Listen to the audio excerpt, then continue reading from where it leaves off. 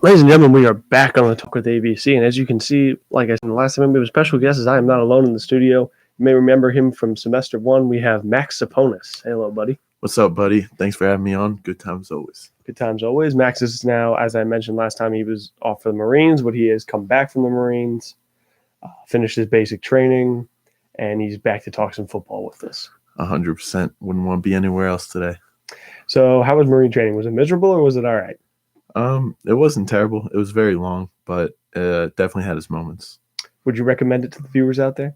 Yeah. If any of you guys are watching, you don't know what you want to do with your life, it's a great platform to set the rest of your life on. So all right, that's great to hear. So we're going to move right into the NFL. You know, we are fast approaching free agency, and we just wrapped up the combine.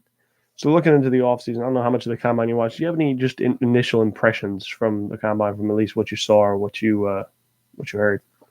I think that I think that there's a lot of good at certain positions. I feel like the combine's pretty deep in terms of the draft. I think there's a lot of good receivers. I think there's a lot of good linemen. So there's definitely teams that are going to benefit, but there are certain teams out there who might go a little bit more into free agency and trade away some of those draft picks. Yeah, this looks to me at least like a very shallow, like a very top-heavy defensive draft class. I'm not seeing a lot of mid-round talent in this class. And I'm not seeing a lot of defensive back talent either. It's looking rather thin at that spot outside of like Jeffrey Okoye from Ohio State, who's not going to make it out of the top 5. Yeah, no, I agree. I think it's a lot of good box players, and then there's a handful of good receivers, and there's obviously that group of quarterbacks, which you have every year. Yeah, you even have a deeper running back class this year that actually looks pretty solid.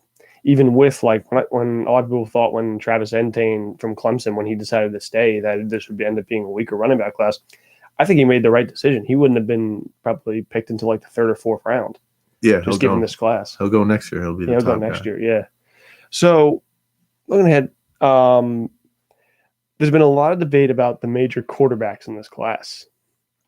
Is there any guy you can really hang your hat on that you'd want as a franchise guy? I get the whole Joe Burrow thing. He played a ridiculous year at LSU. He brought them a national championship. I don't know if I'm 100% sold on him as an NFL franchise quarterback, though. I can agree with that. I think he was a good story. I don't know how great of a prospect he was.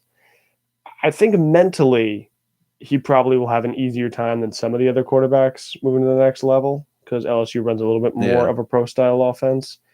But I don't see the intangibles with him. I don't see any one thing about his game physically that makes me jump out of my seat. Yeah, and I'll kind of think about him and I compare him to, which is funny because it's probably where he's going to end up, but he's almost like an Andy Dalton. Yeah. He's a game manager. He'll be able to hold the ball for you. He'll be able to move it down the field occasionally, but he's never going to do something so spectacular that'll win you an NFL game.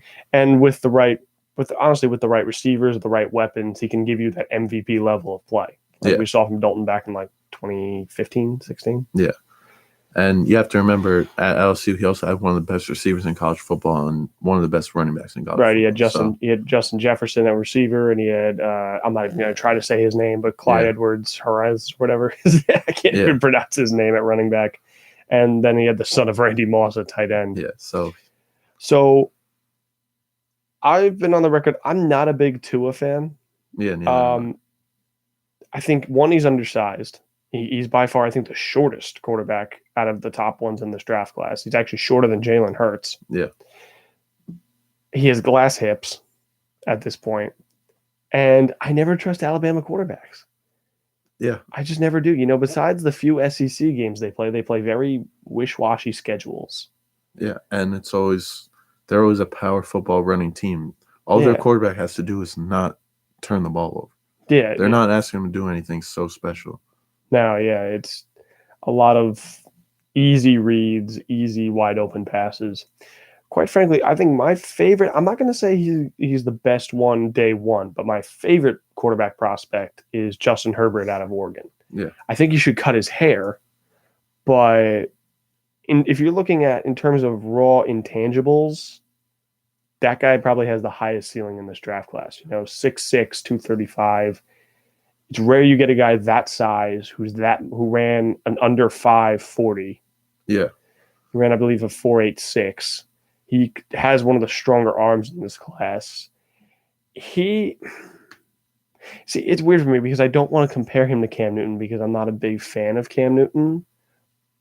But to me, that's almost the best comparison you can make because I would say almost maybe a young Ben Roethlisberger might be the better comparison.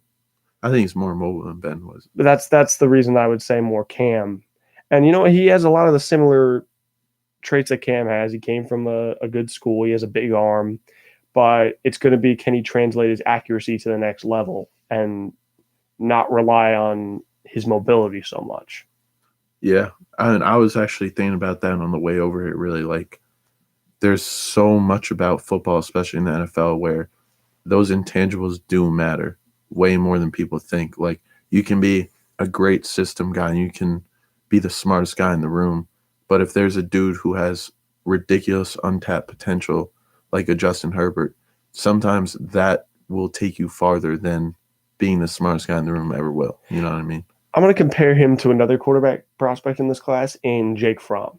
Now, I think Jake Fromm's a guy who I think he's been a little underrated at coming out of Georgia because he didn't really have the greatest season. But I think he's kind of a guy, he almost reminds me of like Brian Hoyer. You put him in the right system, you can win like 9 games. Yeah. Or something.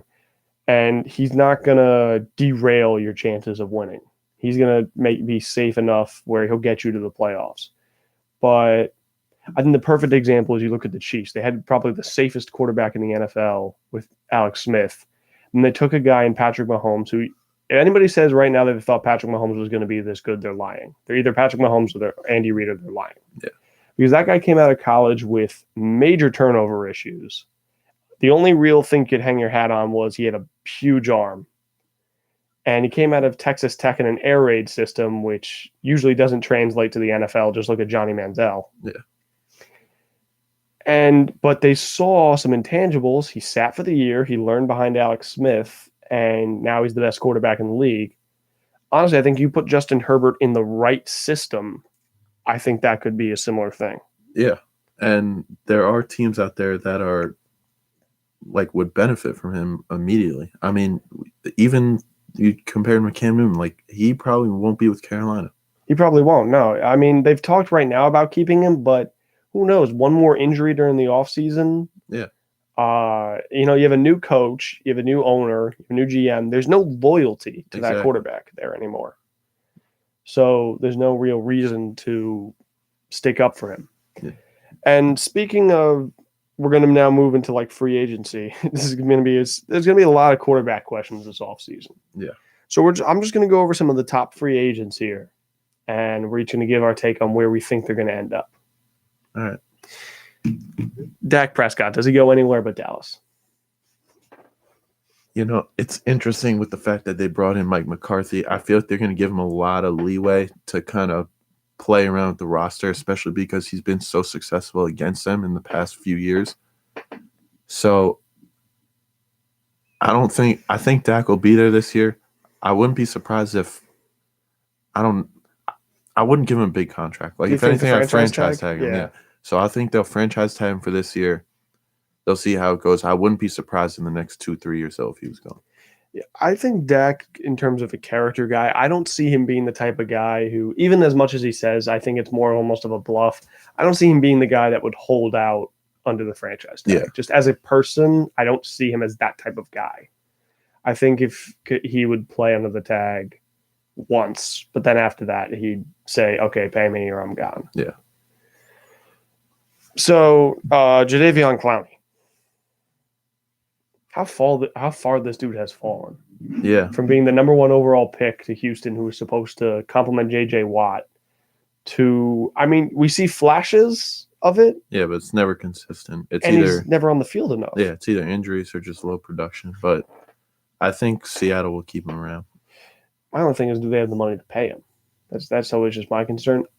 I could see now. I don't know how much fluid financial capital Mark Davis has for those boys in Vegas, but I could see them bringing him in Oakland, Vegas. Now the Raiders.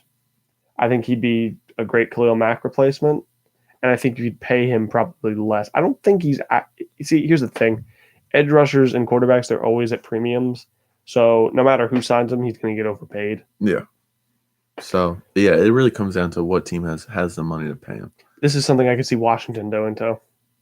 You're about to get Chase Young, and somehow you'd manage to pay $100 million for the end. AJ Green.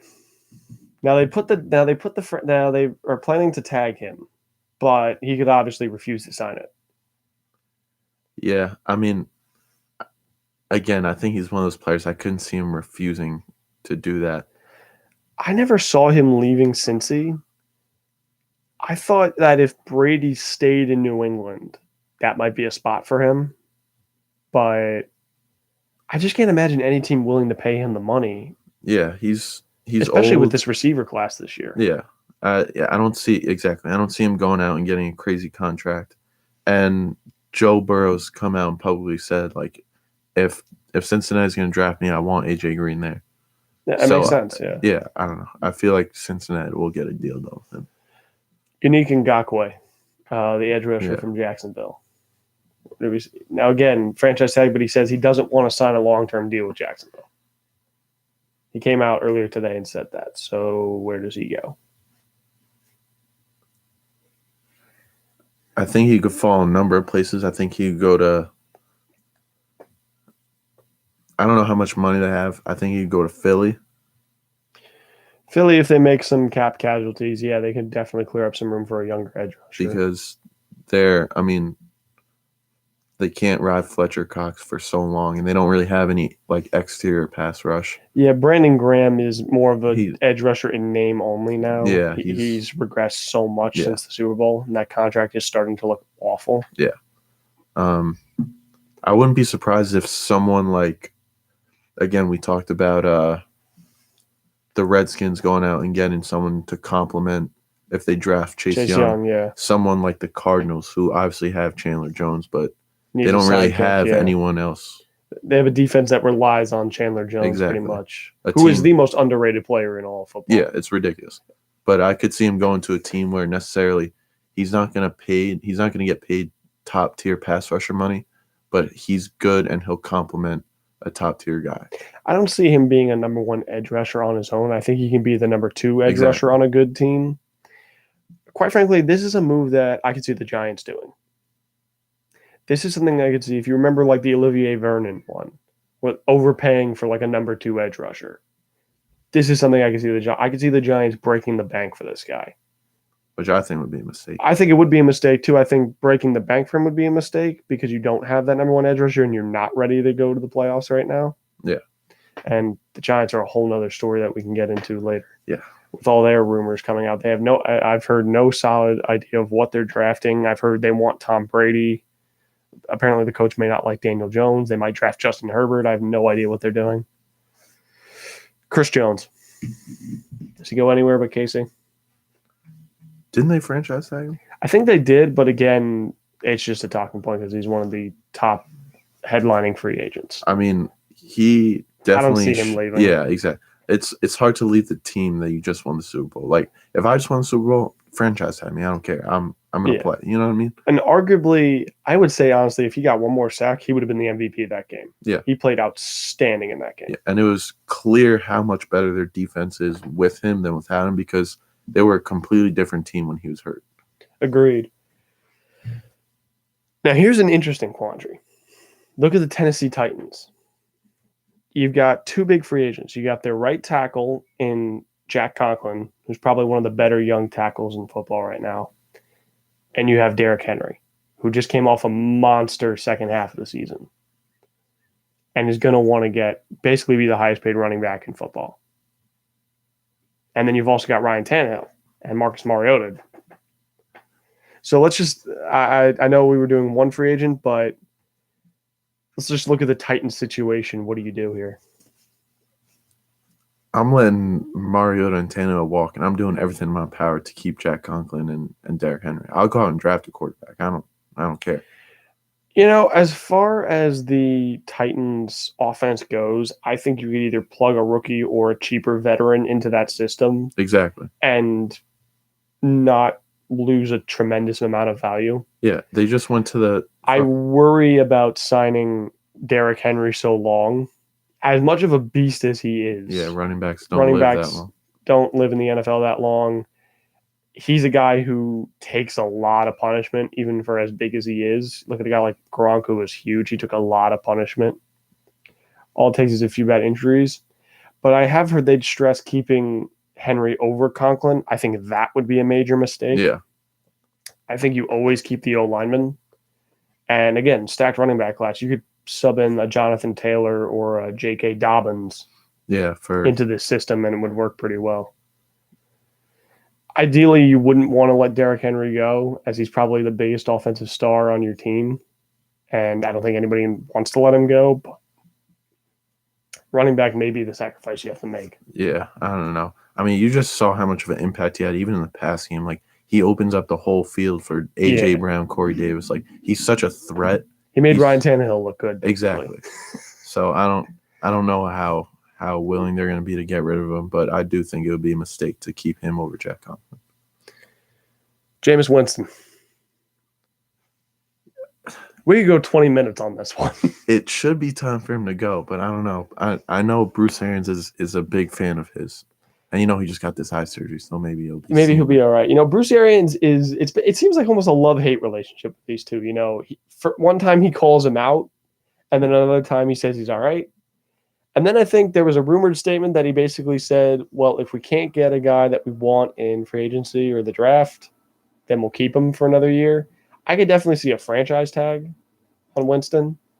Yeah, just to not give him a long-term deal. I don't think he's – you can't throw 30 interceptions and then tell me you want to get paid $100 million. No, it's not happening. And if that's what he comes to the table with, they'll let him walk.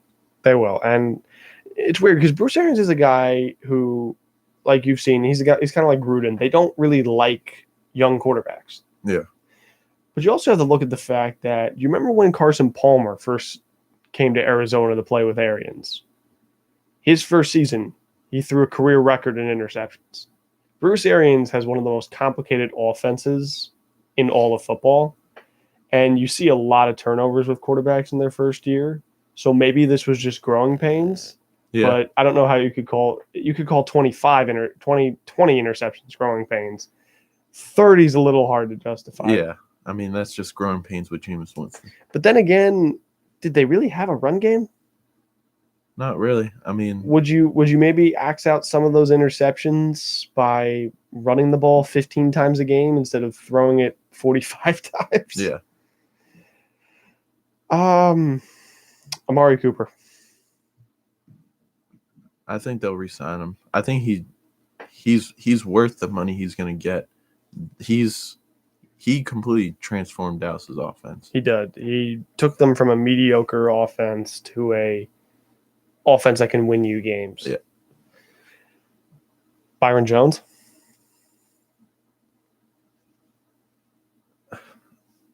I think if it's between him and Amari Cooper, they're going to get rid of Byron Jones. I can agree on that. And I think I could see him going somewhere.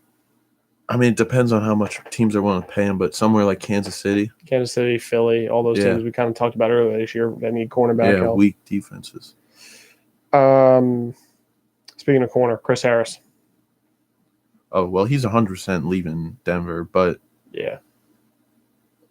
Again, he could go to any one of those teams that are sometimes with those veteran guys like Chris Harris, it's not about what you're going to bring onto the field. It's about what you're going to bring to the locker room and with your young guys. So really any team with a young defense, I think, would take him. So that could be a number of places. Really. Yeah. I mean, he might – maybe Detroit. I think Darius Slay's probably going to leave. Darius Slay wants out, and I think they're going to trade him soon. I wouldn't be surprised if you see him traded during the draft. Yeah. Let me think. Next one here. Phillip Rivers. He should just retire. Because I just don't see any gas left in the tank for him, really. Exactly. I mean, I see maybe one more year at best. I just don't see it. I don't really. Teddy Bridgewater. that whole situation in New Orleans is interesting because I've heard multiple things. I've heard that Taysom Hill is going to be the guy on Drew Brees, and then Teddy Bridgewater is going to be the guy. But yeah, Drew Brees is coming back for this year, but I'd be very surprised. Yeah, I'd be surprised if this wasn't his last year. So I think he's kind of been anticipating Drew Brees' retirement, and he's kind of trying to set himself up to be the starter when he leaves. My thing with Bridgewater, though, is I've heard that teams may be willing to offer him about $15 million a year. So I can't imagine turning that down. Yeah, I mean, though, if he turns a deal like that down, it means that he knows he's going to be the starter in New Orleans. Because that's a real good job to walk away from. That's a hard job in New Orleans to walk away from. As much as I hate Sean Payton, he is a good offensive mind. Yeah. You have a young defense over there in New Orleans that's just starting to get over the hump a little bit. I still think they need some help up front, but they're kind of just starting to get over. You got guys like Marcus Williams and Marshawn Lattimore. That's also a team that could blow up in your face really quick if Drew Brees leaves. And a lot of those young guys decide, maybe I don't want to stay here anymore. Yeah. Especially if a guy like Taysom Hill is left at quarterback. Nothing against Taysom Hill, but he's just a big question mark. You have a guy who didn't throw, I think he threw maybe 9 to 12 passes all year, and as a tricks play guy, and you're talking about him being your future franchise quarterback.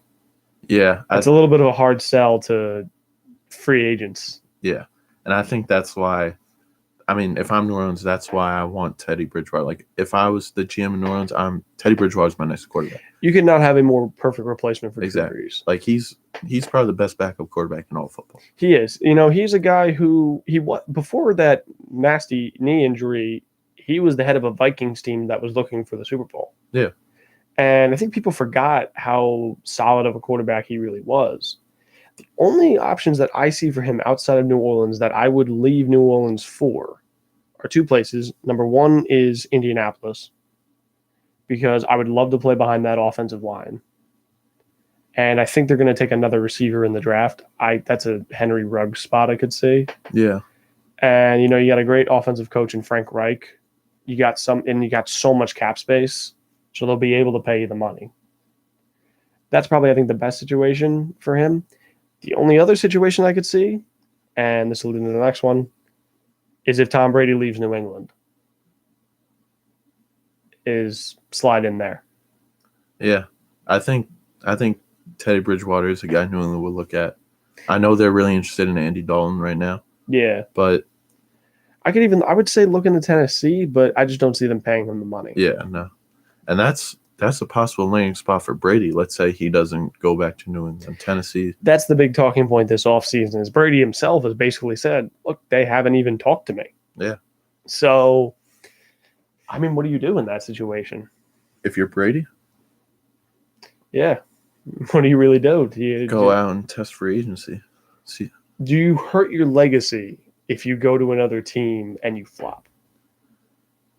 Personally, I think that is why would you want to play for another team after you were on the same team for 20 years? But Michael Jordan played for the Wizards, Joe Montana played for the Chiefs. People do it. Brett Favre played for the Vikings and the Jets. That's a little bit of a worse situation, but people do it and it leaves a bad taste in people's mouth in the beginning, but 10 years, 15 years down the line, no one remembers. No one remembers Michael Jordan played for the Wizards. But no one remembers Montana played for the Chiefs. You remember the dynasty. Exactly. I think you're right. I think down the line people will kind of forget about it. But honestly, for him, I don't see the Chargers. I just don't see that as a spot for him. I just don't see why, other than it being LA, you'd want to go there. And that's kind of the same thing with the Giants rumors. I heard Vegas is really interested. Okay, but then you got to get Derek Carr out of there. Yeah, but see, that's the thing I don't get. Derek Carr has had his struggles, but a few years ago, he was in the MVP race. Like, and he's way younger than Brady. I think if you put him in the right situation, he'll be fine. Yeah. I just don't see why. And then you look, and I think we're actually going to end this segment here. You look, I mean, maybe Indianapolis, but does Tom Brady really want to play at a stadium where they have a giant Peyton Manning statue outside? That's true. I don't see know that. how I don't willing see he'd that. be I don't see him wanting to play under Peyton's legacy, basically. All right, so we're going to end this segment here. We're probably going to actually jump right back into it in our next segment, which is just going to be a little bit of just more off-season talk, and then we're going to get into looking at are the mega contracts in sports really worth it? I think will be the big talking point today outside of the off-season. So we'll be back in just a sec.